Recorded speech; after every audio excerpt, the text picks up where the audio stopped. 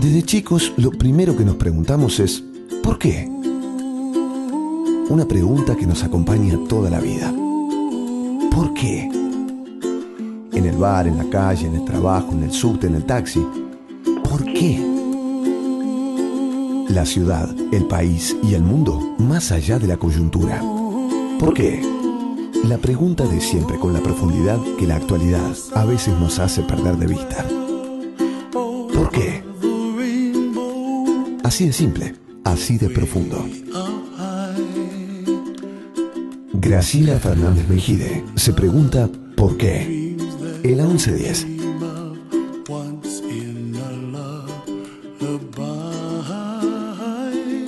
Hola, buenas tardes, ¿cómo le va? Buen domingo. Y una vez más, en este programa nos vamos a preguntar por qué sobre varias cuestiones que tienen que ver con la Argentina del presente y sobre todo pensándola a futuro. En este caso, bueno, ustedes saben que esto se llama ¿por qué? Precisamente. Me está acompañando Luis Alberto Romero. Luis Alberto Romero es historiador, es investigador principal del CONICET y recibió el premio CONEX de Historia y la beca Guggenheim. Por otro lado, toda su vida de intelectual ha investigado sobre la sociedad, la cultura y la política de esta Argentina nuestra del siglo XX, y en esa dirección escribió numerosos y trascendentes libros, y hoy, en la actualidad, además, es miembro del Club Político Argentino. Bueno, buenas tardes, Luis Alberto. ¿Qué tal, Graciela? Yo, muy bien, por suerte, y sobre todo porque estás acá. Te agradezco muchísimo que hayas venido. Yo te voy a contar una anécdota.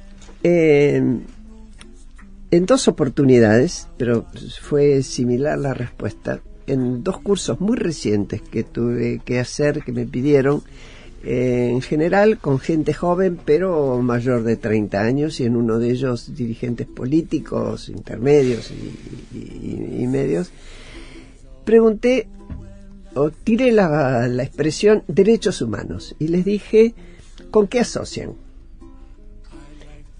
Y sin excepción, se refirieron a los 70, a nuestro pasado en los 70, con matices, diciendo, bueno, la falta de justicia, la falta de constitucionalidad, el golpe, las torturas, la represión, etcétera. No podíamos salir de la imagen esta de lo que nos pasó en los 70 con respecto a la violación de los derechos humanos. ¿Por qué crees vos que se reduce, que yo creo que no es poco importante, pero ¿por qué crees vos que se reduce a esa visión? Mira, yo empecé a enseñar a fines de los años 60 y al principio enseñaba, además de historia, educación democrática, y los capítulos obligados de educación democrática eran la Carta Magna, ¿no? La Declaración de Derechos de 1688 y la Declaración de Derechos Humanos de la Revolución Francesa de 1789, ¿no? Y enseñé en la escuela media hasta el año 74-75, y jamás obtuve ninguna reacción de interés o de simpatía por esos temas por parte de los alumnos, mientras que si hablaba de Rivadavia y Rosas, bueno, era el fervor total, ¿no? En la cultura política de los 60-70 los derechos humanos no existían. Ajá. Era más bien una traba, ¿no? Algo que limitaba el poder hacer una sociedad realmente buena, ¿no? ¿Por qué? ¿Por qué pensamos que era una traba? Porque todo lo que tenía que ver con la así llamada democracia liberal o democracia burguesa molestaba, ¿no? Estorbaba para la transformación profunda de la sociedad, ¿no? Y después mi siguiente recuerdo, ese año 1978, yo daba clase en una escuela nocturna en Barracas, ¿no? Un barrio ya difícil, ¿no? Y tenía que dar esa noche la Declaración de los Derechos Humanos de la Revolución Francesa, bueno, yo lo sabía, ¿no? Y cuando iba caminando hacia el colegio, me dije, ¿y yo voy a decir esto? ¿Dónde voy a parar si yo voy a decir esto, no? Bueno, finalmente di la clase y un chico, en general no se reaccionaron mucho, pero hubo un chico que me miró con aire cómplice y me decía así, ¿no es cierto? Bueno, y después supe que el chico ese así está agitando la cabeza y después supe que el chico ese había desaparecido, ¿no? Así que ahí yo registré que ahí estaba el momento en el cual los derechos humanos comenzaban a asociarse con algo que podía sentirse como un problema real, ¿no? Lo cual está muy bien, ¿no? Y creo que gracias a eso se instaló la noción de derechos humanos. Bueno, gracias a eso, mira, manera espantosa de decirlo, ¿no es cierto? Pero digamos, uno de los una ventaja de tanta desgracia colateral, como dicen ahora, ¿no es cierto? Fue esa, ¿no? Pero a la vez una desventaja también colateral es que quedó completamente asociado con los derechos de las personas secuestradas, desaparecidas en los 70, ¿no? Y entonces, desde entonces fue difícil distinguir dónde estaba el meollo del tema de los derechos humanos, que tiene sentido para ese momento y para muchos otros, y dónde estaba lo que estaba asociado específicamente con esa situación, ¿no? Y me parece que hoy todavía estamos lidiando con esta tensión y este malentendido, ¿no es cierto? Me parece que sí. Marco Aurelio García, que es un asesor privilegiado, lo fue de Lula y ahora de Dilma en Relaciones Exteriores en Brasil, y que perteneció al MIR, él decía, era revolucionario, nos acordábamos de los derechos humanos, y él decía, cuando estábamos en el palo de Pará. Es una tortura que ya se aplicaba a los esclavos en Brasil y que se aplicó para la confesión de militantes, ¿no? Y por otro lado, Carlos Altamirano los otros días en una intervención también decía, sí, existían los grupos de abogados que defendían a los militantes de izquierda, pero tan pronto el tema se solucionaba, el tema de derechos humanos con respecto más amplio no nos importaba.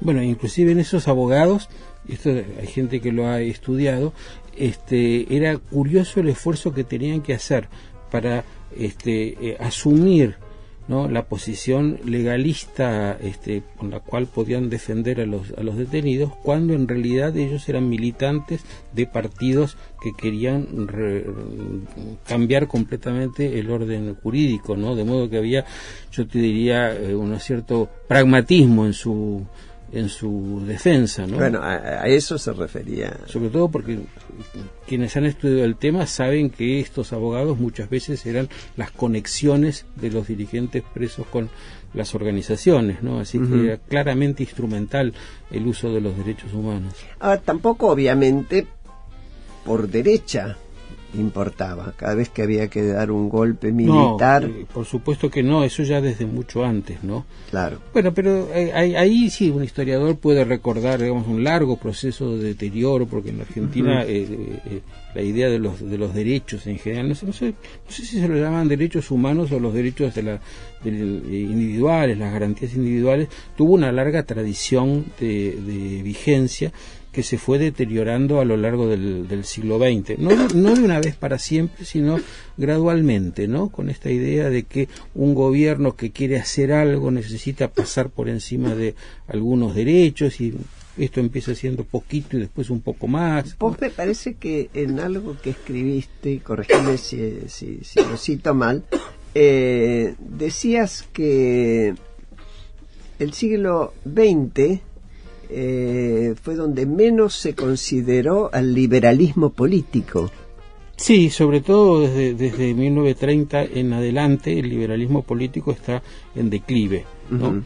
Yo diría que en la década del 30, 40, 50 todavía había una discusión ¿no? Entre posiciones liberales y posiciones autoritarias, ¿no? Y después ya el liberalismo quedó archivado, y ahí llegan mis alumnos que yo les hablaba de la Declaración de Derechos y me decían, ¿y esto para qué sirve?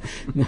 Qué antiguaya viene, ¿no? Sí. Con esto, ¿no? Una vez a mí me dijeron, bueno, ¿de qué sirve la vida y la libertad si hay hambre y falta, ¿no? Ese criterio de que es una cosa o la otra, ¿no? Claro, que yo creo que tenía que ver con el enfrentamiento fuerte de la Unión Soviética y Estados Unidos también, ¿no? El marco de la Guerra Fría.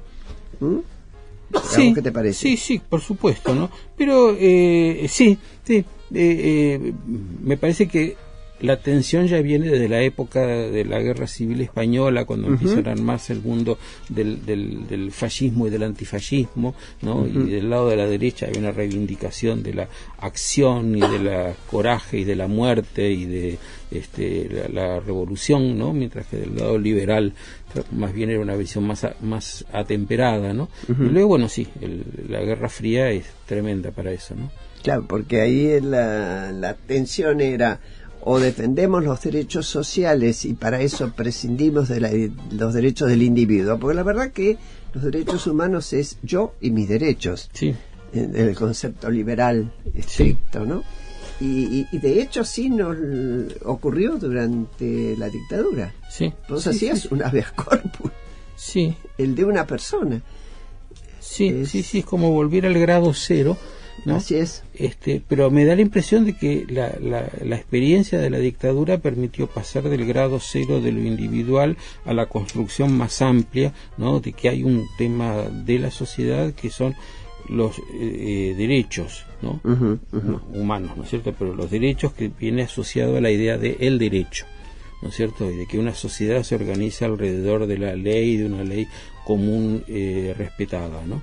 Y de reglas que si se infringen rompen el contrato, ¿no?, de la sociedad. Exactamente, ¿no? Pero ahí, volviendo a lo que vos decías, yo te diría que ahora yo estuve muy entusiasmado con esa conclusión del periodo militar, ¿no? Hasta que fui descubriendo que mucha gente tenía otra lectura de esa experiencia, ¿no? ¿En qué sentido? En el sentido de que, bueno, los derechos humanos eran el camino que a mí me va a permitir devolverle con creces al otro lo que me hicieron a mí. Vos decís de revancha. De revancha, ¿no? Y que en realidad los derechos humanos es un instrumento transicional hasta que nosotros podamos retomar el camino, ¿no? Sería parecido a lo que describía Carlos Altamirano cuando yo decía al principio, tanto los derechos míos y los de los demás, bueno, vamos a ver. Exactamente, ¿no? Bueno, y ahora descubro que conviví durante años con mucha gente que yo creí que pensaba lo mismo que yo, y ahora estoy descubriendo que no, que durante muchos años hay otros matices, tenían otra idea, ¿no? Bueno, vamos a seguir en el próximo bloque con esto.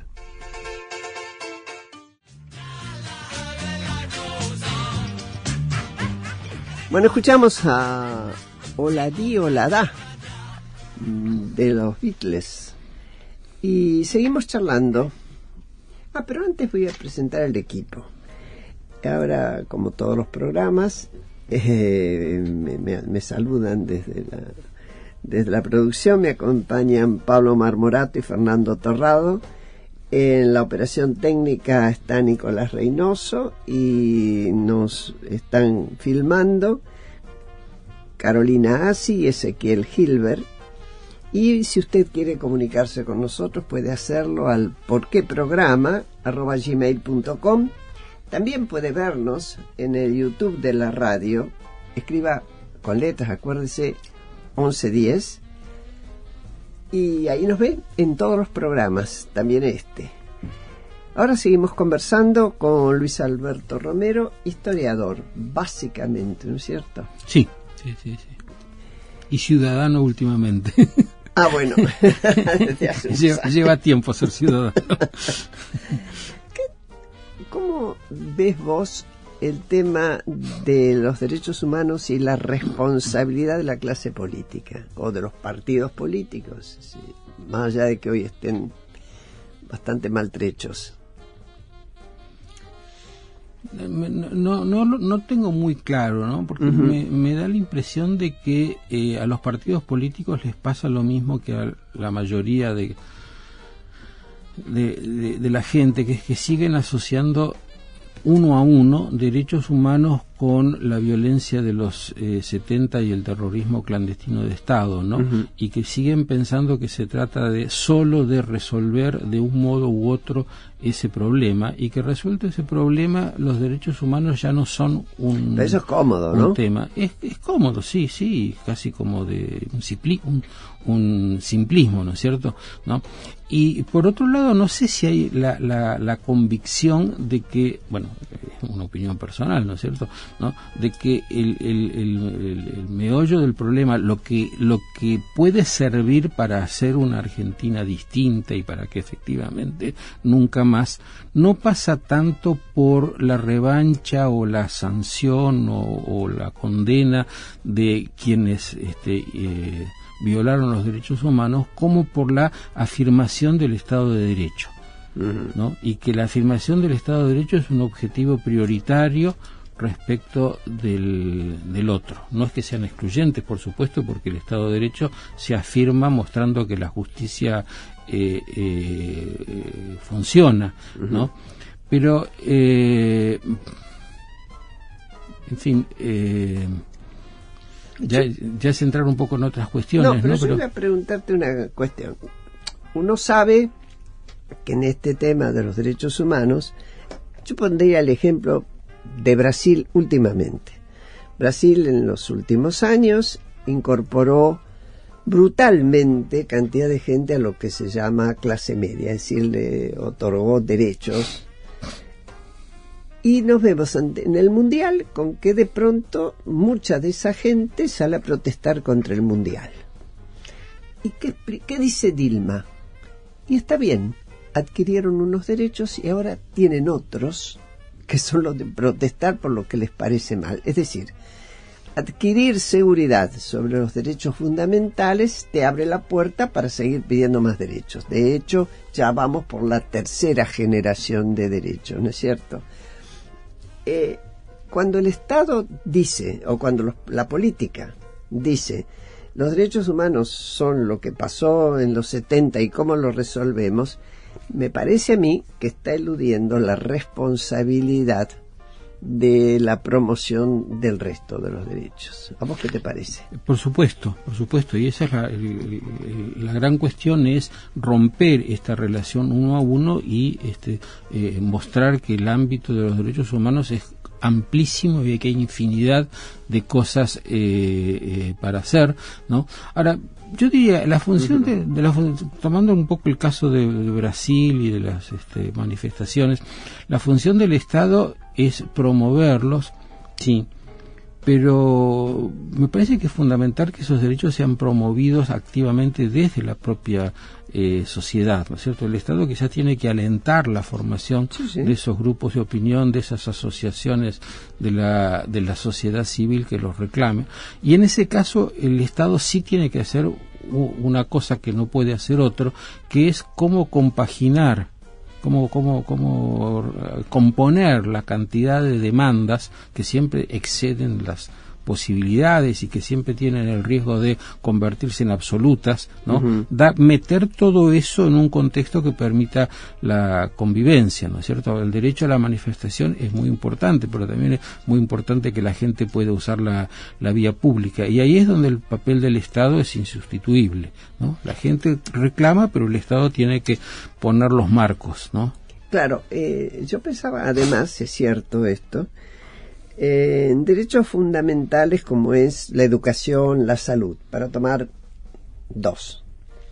Y en nuestro país hoy, cuando uno ve que aumenta vertiginosamente la cuadrícula de la escuela privada y las empresas privadas de medicina, ¿de qué nos está hablando eso? De que hay menos Estado cuidando de la salud y de la enfermedad, sobre todo a los que menos tienen, obviamente, ¿no? Sí. Sí, vos sabés que a mí entiendo bien lo que decís, ¿no? Pero me da un poco de trabajo llegar a esos temas por el lado de los derechos, porque me parece tan obvio que el Estado tiene que hacer eso y que nadie tiene necesidad de reclamárselo porque el Estado está para eso, ¿no? Aunque efectivamente estamos ahora en la situación de que la gente tiene que decirle al Estado: queremos una escuela, queremos una sala de primeros auxilios, un hospital, etcétera, ¿no? Pero eso ya no es nuevos derechos, eso es lo mínimo que siempre se dijo que el Estado tiene que hacer, ¿no? Aún las versiones más liberales del Estado siempre admiten que ese núcleo... Es verdad que son viejos derechos. Ahora, yo veo en el gobierno hoy mismo, ¿no?, esa persistencia de mirada en el pasado y esa negación de este presente, donde los otros días estaba Guillermina, ya hace unos programas, Tiramonte, acá, y yo le pregunté por qué creía ella que en las encuestas de las necesidades el tema de la educación estaba siempre en sexto, séptimo lugar, siendo como es importante y concediéndole a la gente la importancia que le concede. Y me dice: ¿sabes qué pasa? Que los que mandan a las escuelas privadas se quedan contentos porque creen que dan la mejor educación. Entonces la escuela pública, que es la que provee el Estado, es escuela para pobres. Efectivamente, eso es lo que ha pasado en la Argentina y es uno de los varios capítulos de la famosa segmentación social, ¿no? La segmentación social no solamente consiste en que hay gente a la que le va mal, sino consiste en que los lugares donde antes se integraban, ahora los que pueden se escapan, ¿no? Escapan, lo cual desde el punto de vista de un padre yo diría que es razonable, ¿no? Pero desde el punto de vista de la sociedad es una deserción, ¿no? Así es. Es una deserción porque, bueno, la tarea la tarea asignada a quienes están un poco mejor es recomponer la sociedad, ¿no? Y en ese sentido yo diría lo que es válido para el tema de educación, que para mí es base de cualquier país, sobre todo que piense en futuro, en serio, va con la salud, es igual. No, el tema absolutamente. De cómo se protege la calidad de los hospitales, ¿no? Sí, completamente. Y si uno le preguntaran qué es lo que hay que hacer en las zonas marginales, en el mundo de la pobreza, bueno, la primera acción fuerte e importante la tiene que hacer el Estado, volviendo a hacerse presente con estas cosas mínimas, ¿no? Una sala, una escuela, un policía confiable y un fiscal confiable, ¿no? Volver a mostrar que el Estado está cuidándote, ¿no? Y que podés ir al policía sin tener miedo de que el policía sea el que te robó y te va a volver a robar, sí, bueno, dicho así, ¿no? Claro, porque fíjate vos que en la doctrina de derechos humanos, cuando se diferencia, ¿no?, del tema de los derechos fundamentales, donde el Estado tiene que ser pasivo, es decir, no violarlos, el derecho a la vida, a la libertad, la integridad física. Por otro lado, dice promover dentro de sus posibilidades los otros derechos. Ahora, cuando vos tuviste un país donde el derecho a la educación estaba garantizado, como estuvo el nuestro, yo soy de la escuela pública, del instituto del profesorado público, y hasta mis hijos, mis nietos ya, tuvieron que ir a escuela privada. Y lo mismo en el tema salud. Mi padre era médico, en el hospital tenían la mejor calidad y era una época en que los médicos iban a la mañana gratuitamente al hospital en una devolución a la sociedad. Hoy eso es imposible que vuelva a existir. Este tema de que tienen que promover, pero va acompañado con, una vez establecido, no se debe retroceder. Porque es la historia, ¿no? El retroceso. Y vamos a seguir hablando en el próximo bloque.